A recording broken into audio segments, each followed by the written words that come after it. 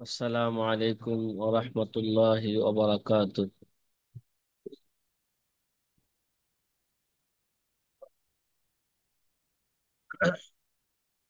নাহমাদুহু ওয়া নুসাল্লি আলা রাসূলিহিল কারীম, আম্মা বা'দ। فقال النبي صلى الله عليه وسلم: من يريد الله به خيرا يفقهه في الدين أو كما قال عليه الصلاة والسلام।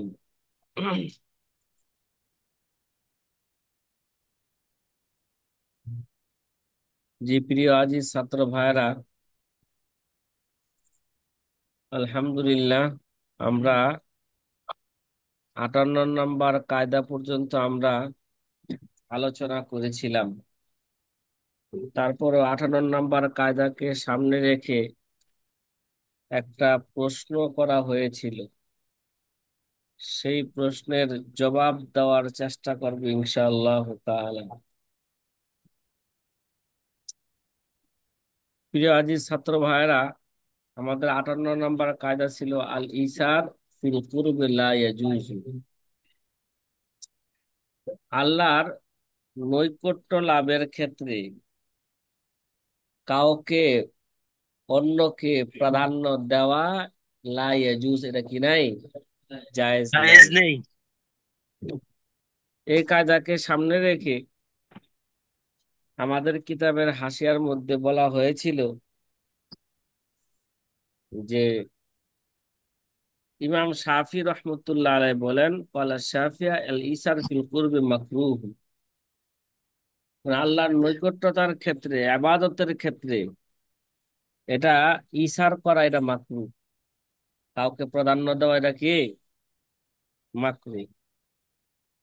কুনতু ওয়াফি গায়রিহা মাহবুবুন, মানে ইবাদতের ক্ষেত্রে, মানে উখরবি ক্ষেত্রে তো এটা মাকরুহ, কিন্তু বোঝা গেল দুনিয়াবি ক্ষেত্রে এটা কি নয়, অন্যকে প্রাধান্য দেওয়া এটা কি নয়, মাকরু নয়।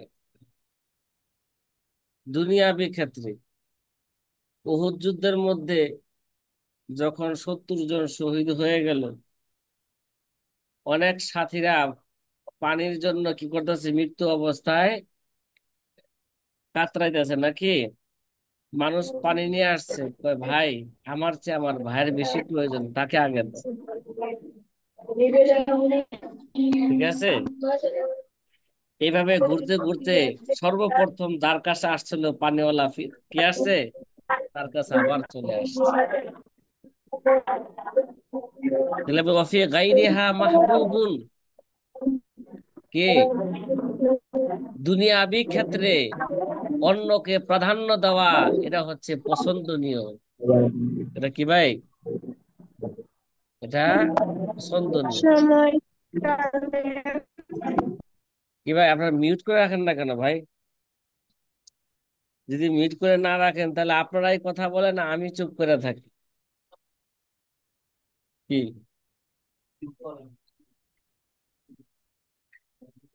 আচ্ছা।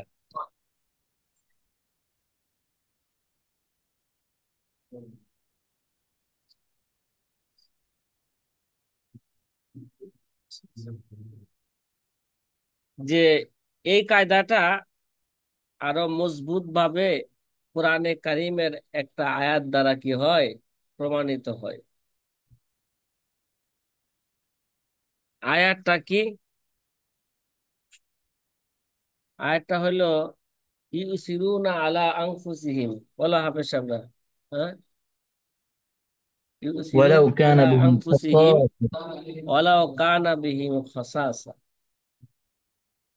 হ্যাঁ, ইউসিরুনা আলা আনফুসিহিম ওয়ালাউ কানা বিহিম খাসাসা।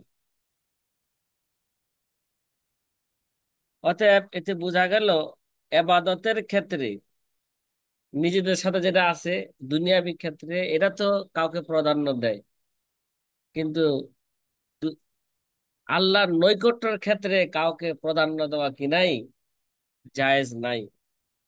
এজন্য হাসিয়ার মধ্যে লেখছে লা ইসারা ফিল কুরবাত ফালা ইসারা বিমাই তাহারতি। মনে করেন যদি অজুর জন্য যদি কি হয়, পানি যদি অল্প থাকে অন্যকে দিয়ে দিলে তার কি করতে হবে? তৈমুম করতে হবে। কি করতে হবে? পানি অল্প, 1/2 লিটার পানি আছে, 1/2 লিটার পানি দ্বারা একটা লোক ভালো করে উজু করতে পারে কি? আস্তাগফিরুল্লাহ, কি হয়? হাদিসের মধ্যে না আছে উজুর মধ্যে ইসরাফ করা যাবে না? যদি সে সমুদ্রের কে পানি দ্বারা সে উজু করে, তারপর এখানে কি করা যাবে না? ইসরাফ করা যাবে না। মাশাআল্লাহ, আমরা যেইভাবে পানির অপচয় করি, হ্যাঁ, এই যে মসজিদের কল ছাড়ছে, তো ছাড়ছে, উজু তো করছে, আবার যার ওয়াসওয়াসা রোগী আছে সে 10 বালতি ঢাইলা লাইছে। বালতি কি, এক উজুতে 10 বালতি ডাইগেলা লাইছে। অথচ আল্লাহ নবী সাল্লাল্লাহু আলাইহি ওয়াসাল্লাম কতটুকু পানি দ্বারা উজু করছেন? 1/2 লিটার পানি দ্বারা আপনি তো এক গোসলি মুদ গোসল, ফরজ গোসল করে রাহিন হালাইছেন। বিমুদ্দিন আও মুদ্দাইনি।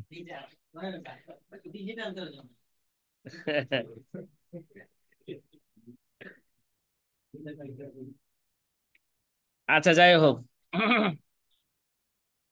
তাহলে অন্যকে যদি পানি দিলে, সে যদি তার তো এত, মানে পানি এত পরিমাণ কম আছে, একটা লোক কি করতে পারবে?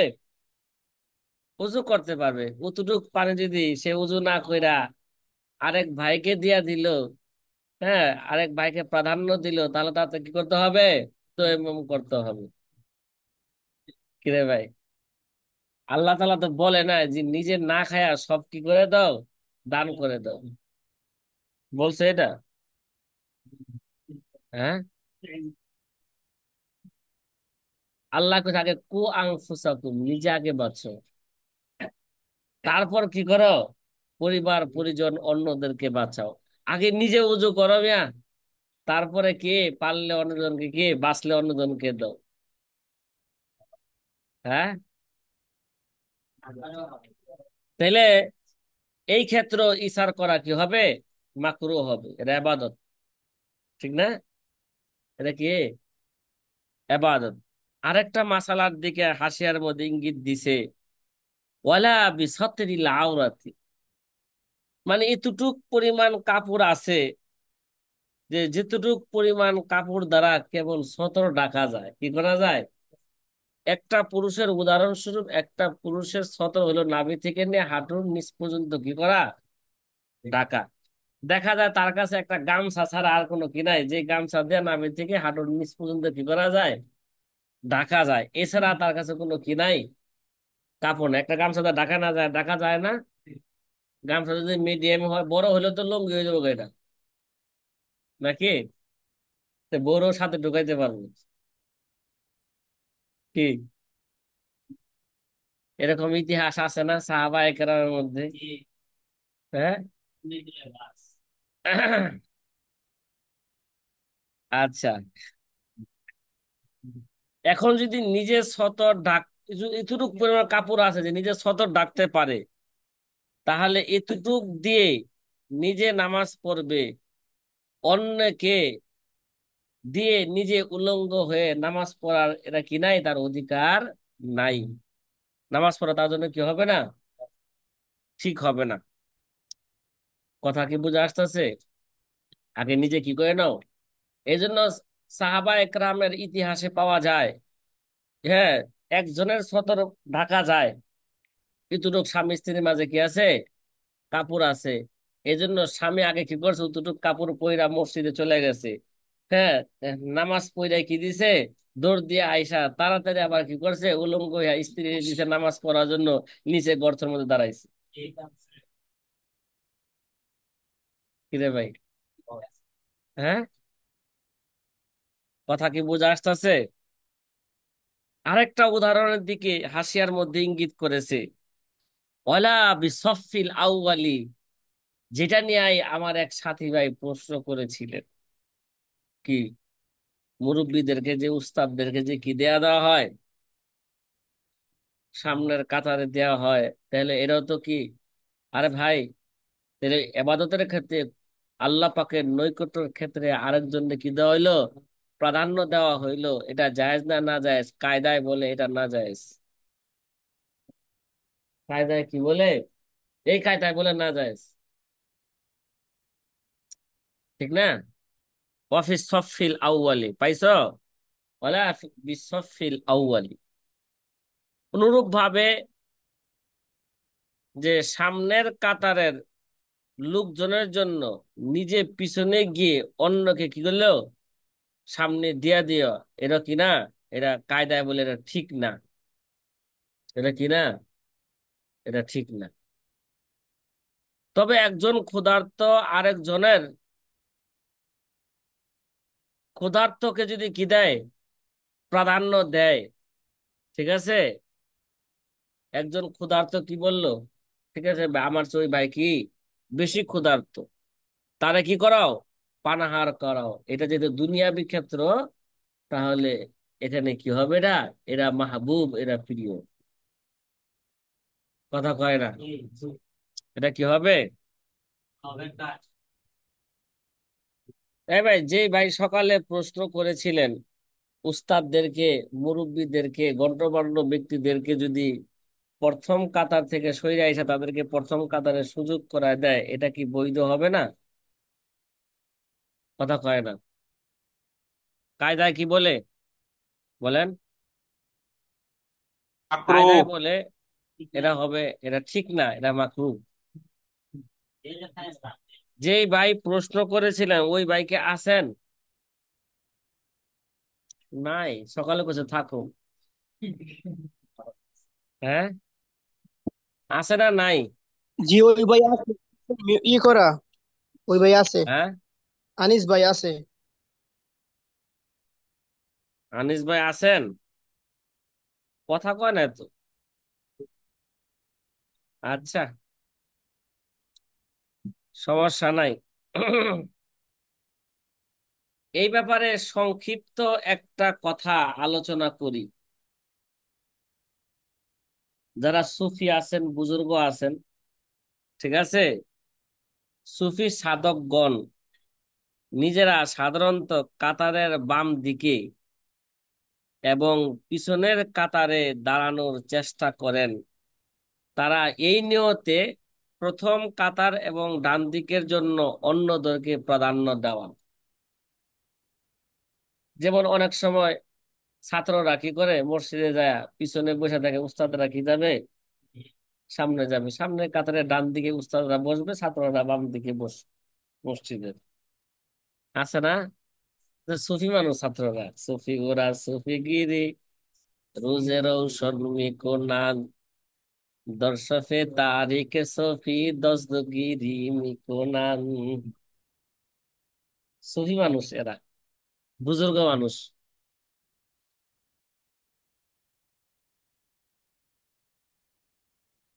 হ্যাঁ, আমি কি কই পাগলে কি কই? ঠিক আছে, তারা বলেন যে প্রথম কাতারে দাঁড়ালে একটি সোয়াবের কাজ, আবার অপর দিকে বুজুর্গ বুজুর্গদেরকে কি ভাই সম্মান করো, আরেকটি সোয়াবের কাজ। কি ভাই, বুজুর্গদেরকে সম্মান করো কি? তাহলে আমরা যে গতকাল একটা কায়দা পড়ছিলাম, আল উমুর বি মাকাসিদিহা, কি আল উমুর, কার্যক্রম, এটা তার উদ্দেশ্যের উপর কি করবে, নির্ভর করবে। এখন যদি এই উদ্দেশ্যে কে, আমার উস্তাদে কি যাক, সামনে যাক, আমার উস্তাদে সওয়াব অর্জন করুক, ঠিক না, আমার উস্তাদের মর্যাদা আখিরাতে কি হোক, বৃদ্ধি হোক, এরকম যদি নিয়ত থাকে, তাহলে সেও সওয়াব পেয়ে যাবে। এক কথা কয় না? সেও কি পেয়ে যাবে? মন আছে না? যাই না আবু হানিফা, আবু হানিফা কোথায়? ওহুয়া ফি আলা ইল্লিয়িন। আরে হায় হাতা, হায় হাতা, কি ওহুয়া ফি আলা ইল্লিয়িন। উস্তাদ কি যাক এরকম উঁচু মাকামে চলে যাক, এরকম যদি হুজুর, ভালো নিয়ত থাকে, তবে তো এটা মাকরুহ হবে। তাহলে সে কি পেয়ে যাবে, সওয়াব পেয়ে যাবে। আরেকটা হাদিসের মধ্যে আছে আদাল্লু আলাল খাইরি কাফাইলিহি। সে যদি কি করলো, পথ প্রদর্শন করলো, হযরত কি যান, সামনের কাতারে ডান দিকে যান, সে কি করলো? তাইলে খেরি হাদিসে কি আছে? আদাল্লু আলাল খাইরি, যদি কোনো ব্যক্তি যদি কি করে কাফাইলি। কোনো কল্যাণকর জিনিসের দিকে মানুষকে পথ প্রদর্শন করে, তাহলে কেমন যেন সে ওই কল্যাণকর কাজটা সে নিজেও করে। কথা বলেন না? তাহলে প্রথম কাতারে তো, হ্যাঁ, প্রথম কাতার তো আমার জন্য দাঁড়ালো, অর্থাৎ আমি পথ, আমার পথ, আমি কি করলাম, আমি তাকে একটা পথ করে দিলাম, রাস্তা করে দিলাম। ঠিক আছে, যান, আপনি কি যান, সামনের কাতারে ডান দিকে যান। তাহলে সামনের কাতারে ডান দিকে যায় সে যে সওয়াব পাইবো, আমি তাকে এই ভালো কাজের পথ প্রদর্শন করার জন্য আল্লাহর নবীর ভাষায় আমিও সেই সওয়াব পেয়ে যাব। আদাল্লু আলাল সুবহানাল্লাহ। খাইরি কাফাইলি। এই জন্য আল উমুরু হুজুর তবে হবে, বিমাকাসিদিহা। হ্যাঁ, এটা তো তবে মানে সোয়াব পাবে, তবে তো মনে হয় মাকরু হবে নাকি? না না, এখানে মাকরু হবে না। মিয়া, মাকরুর মধ্যে আবার সওয়াব পাইনি। বরঞ্চ মাকরু তো হবেই না, বরং এরকম ভালো উদ্দেশ্যে থাকলে আরো সওয়াব আরো তার দ্বিগুণ হবে। কি হবে? সব দ্বিগুণ হবে। সব কি হবে? দ্বিগুণ হবে। এটা ফতোয়ায়ে মুস্তাকিয়ার মধ্যেও লিখি।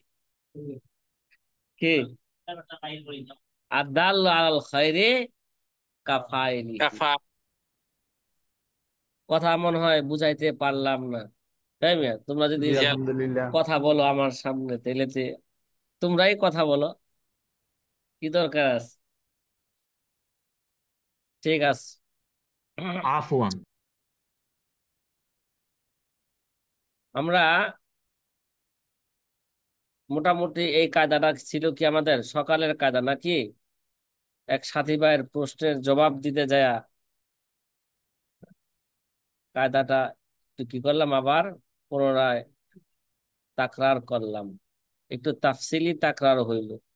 এই জন্য বলছে, যদি কোনো কায়দা সম্পর্কে যতক্ষণ পর্যন্ত বুঝে না আসবে, ততক্ষণ পর্যন্ত, যত এসকাল চলতে থাকলে জবাবও কি চলতে থাকবে, তারপরে সামনে যাওয়া হবে, এর আগে কি হবে না, সামনে যাওয়া হবে না। সাথী ভাইয়ের কথা কি বুঝতেছেন? জি হুম। জি আলহামদুলিল্লাহ। আলহামদুলিল্লাহ। আমাদের 49 নাম্বার কায়দা, এটা আইয়ুন, একটা নাহাবি যে শব্দ নাকি, এই শব্দ নিয়ে একটা কি, একটা কায়দা। আইয়ুন কয় কালিমাতু জমঈন, কি কালিমাতু জমঈন ইয়াতানাওয়ালু কুল্লা ওয়াহিদিন মিনাল মুখাতিবিন আলাল ইনফিরাদ। আইয়ুন এটি একটি কালিমা, হ্যাঁ, এটা বহু বচনের কি একটি শব্দ, ঠিক না? কথা কয় না। এটা যদি কাউকে তো সম্বোধন করা হয়, ঠিক না? তাহলে সম্বোধন সকলকে আলাদা আলাদা ভাবে এটা কি করবে, সে অন্তর্ভুক্ত করবে। কি করবে? তার মুখাতব যারা আছে প্রত্যেককে আলাদা ভাবে কি করবে, হ্যাঁ, মুখাতবকে, সম্বোধনকারীদেরকে আলাদাভাবে প্রত্যেককে কি করবে, এটা সামিল করবে আইগুন।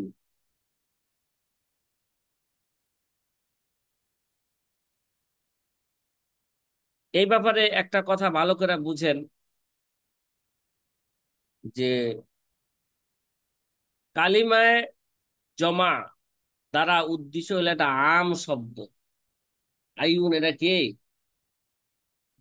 এটা জমার বহু বচন শব্দ দ্বারা উদ্দেশ্য কি জায়গায়, এটা আমুন, এটা কি ব্যাপক বোঝানোই উদ্দেশ্য। আইউন কালিমাতু জমঈন, এই কালিমাতু জমঈন দ্বারা উদ্দেশ্য কি, ব্যাপকতা, ব্যাপকতা বোঝানো। তাহলে আইউন হলো আম শব্দ। তা আম দুই প্রকার, কয় প্রকার? আর আমাদের দেশে আম অনেক প্রকার আছে, ফজলি আম, ই আম, অনেক আম আছে। হ্যাঁ, কিতাবের পরিভাষায় আম কি কত প্রকার? দুই প্রকার। এক নাম্বার, শব্দ দ্বারাই জমা বোঝা যায়। বোঝা যায়, যেমন বহু বচনের শব্দ রিজালুন মুসলিমুন, ঠিক না? এই শব্দ দ্বারা কি বোঝা যায়? আম বোঝা যায়, জমা বোঝা যায়।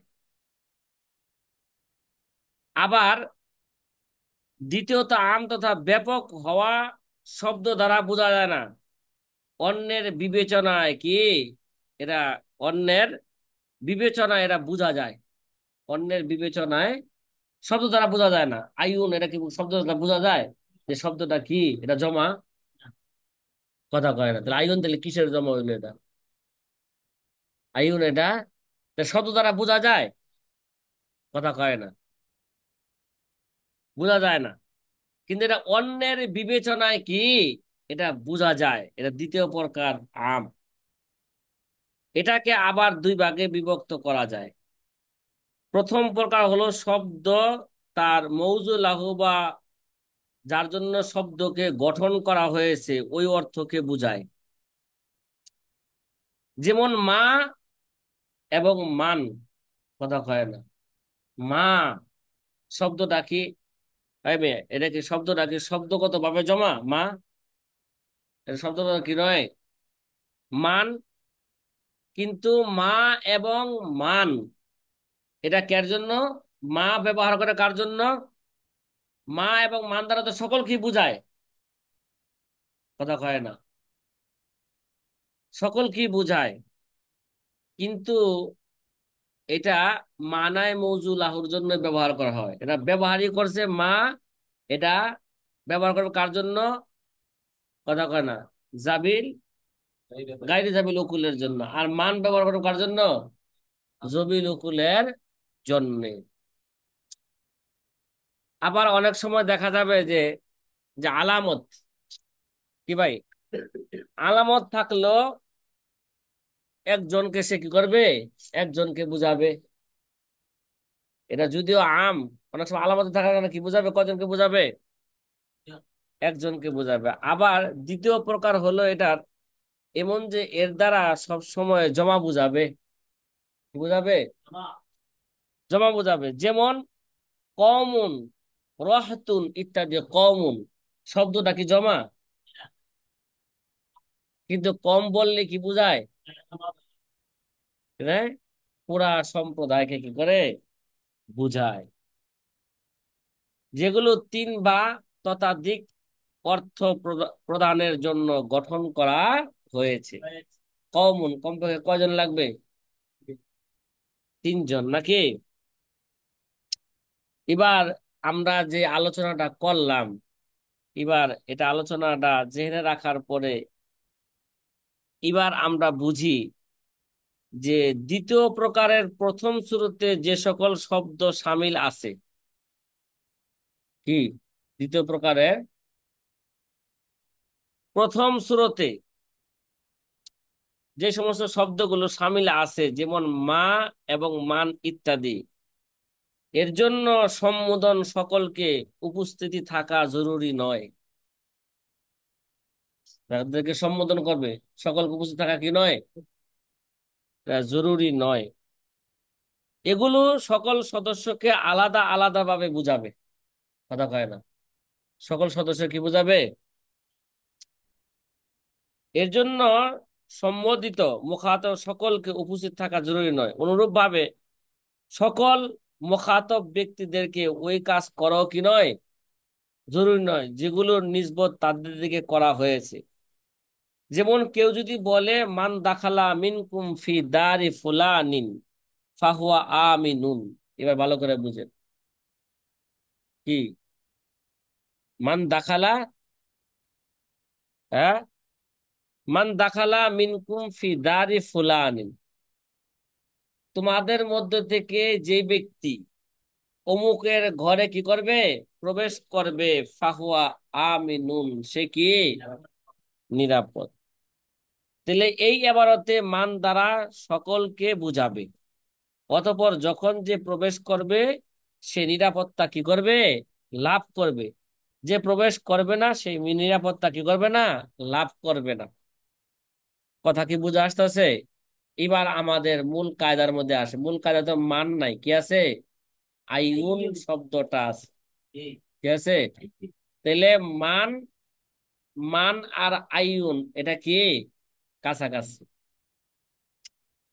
যেমন মান দ্বারা সকলকে আলাদাভাবে সকলকে বুঝায়, আইউনও কি করবে এরকম সকলকেই বুঝাবে।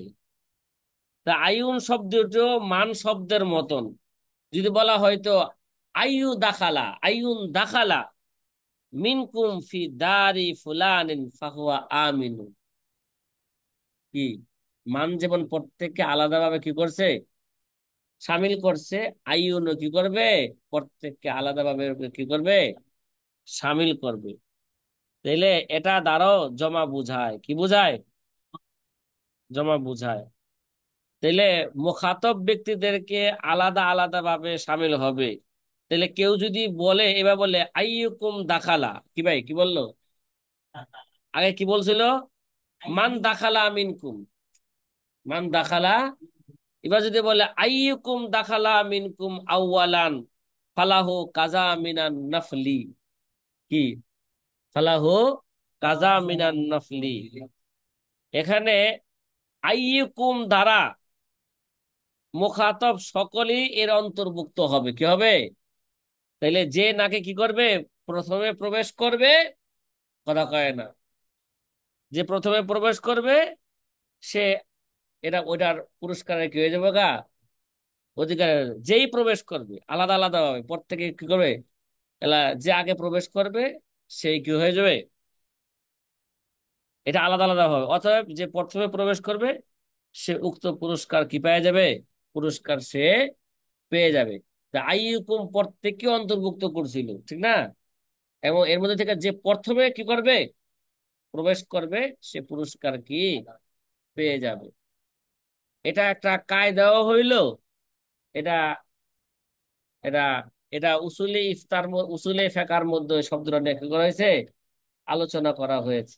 যে উসুলে ফেকার কিতাব না এটা, মৌলানার মধ্যে কি হয়েছে, এগুলো আলোচনা করেছে। মান কি কি অর্থ দেয়, মা কিসের অর্থ দেয়, আইগুন কিসের অর্থ, কোন অর্থের জন্য কি আসে, খেলা আছে এগুলো, কথা কয় না।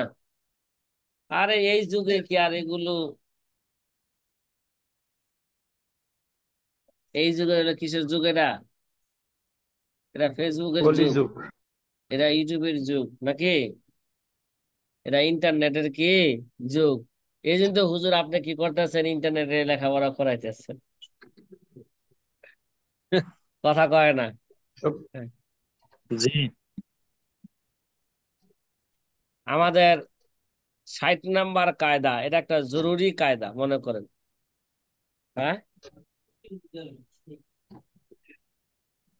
কে আছে না আলাহাম ফালাহাম, জরুরি তো অবশ্যই। কে এটা ভাঙ্গালাম নাকি এটা?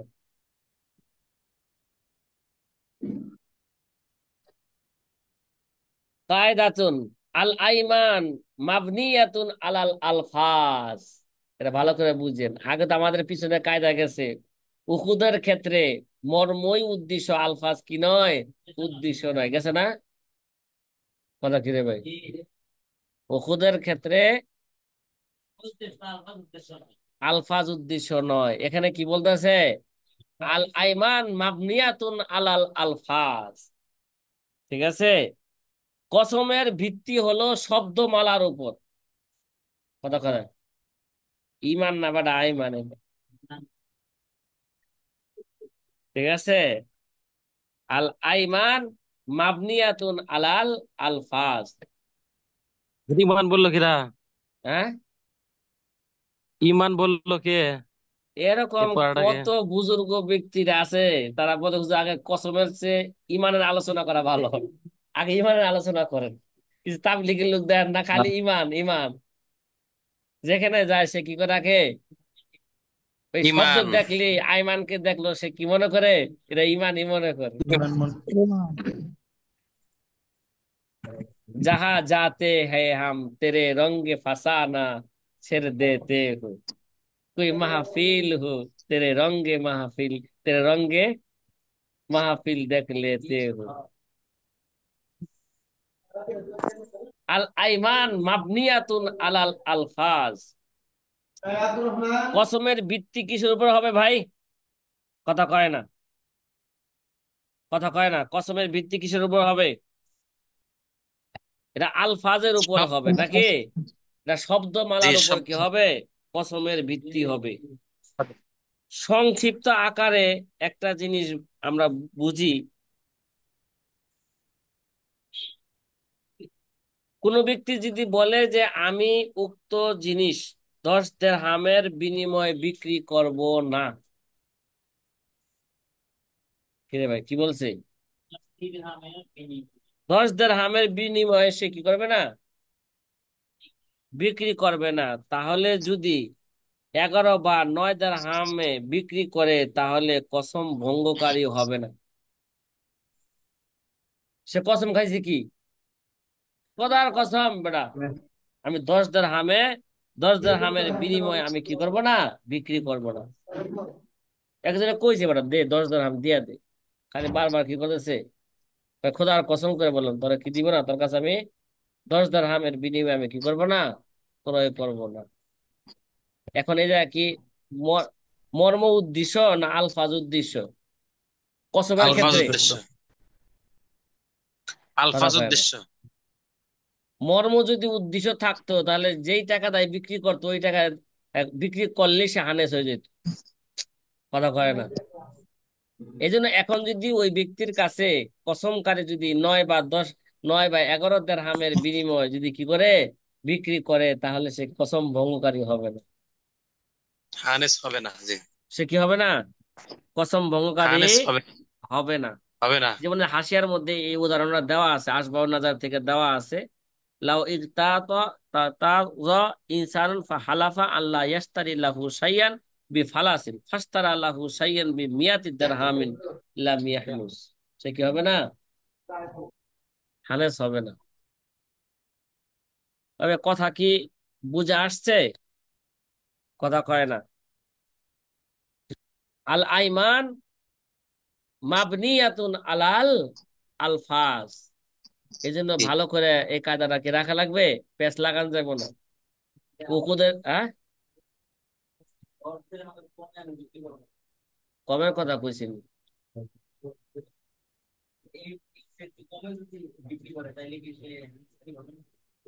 কসমের ক্ষেত্রে আলফাজ উদ্দেশ্য, মর্ম কি নয়?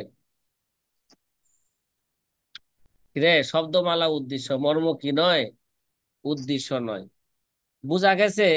এটার একটু ব্যাখ্যা বিশ্লেষণ না করলে মনে হয় খুঁতখুঁতানি যাবে না মনে। জি। জি। হ্যাঁ। জি, ব্যাখ্যা করার প্রয়োজন আছে এটা।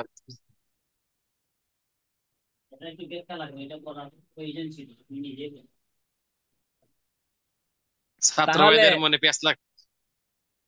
এবার আমরা ভালো করে বুঝি যে তাহলে এবার কসমের আবিধানিক অর্থ কি, পারিভাষিক অর্থ কি, আগে কসম বুঝি। কিরে আগে কি বুঝি তাইলে? মা মানা আইমান শব্দটি ইয়ামিনের বহুবচন। ইয়ামিন মূলত ডান দিককে বলে, ঠিক না? ইয়ামিন কাকে বলে? ইয়ামিন। কসমকে ইয়ামিন বলার কারণ হলো আরবের লোকেরা কসম খাওয়ার সময় একজন আরেকজনের হাতের সাথে হাত মিলায়। কি আরববাসীদের প্রথা এটা ছিল, কি ছিল? তারা কসম খাওয়ার সময় একজন আরেকজনের হাতের হাতের সাথে সাথে হাত কি মিলাইতো? হাত মিলাইতো। হাত মিলে এজন্য এর নাম ইয়ামিন বলা হয়। কি রে, ডান হাত। কসমের নাম আর ইয়ামিন আইলো কই?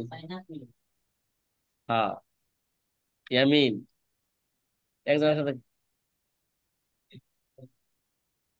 এই ব্যাখ্যা কি তোমরা আগে শুনছো না নতুন শুনলে?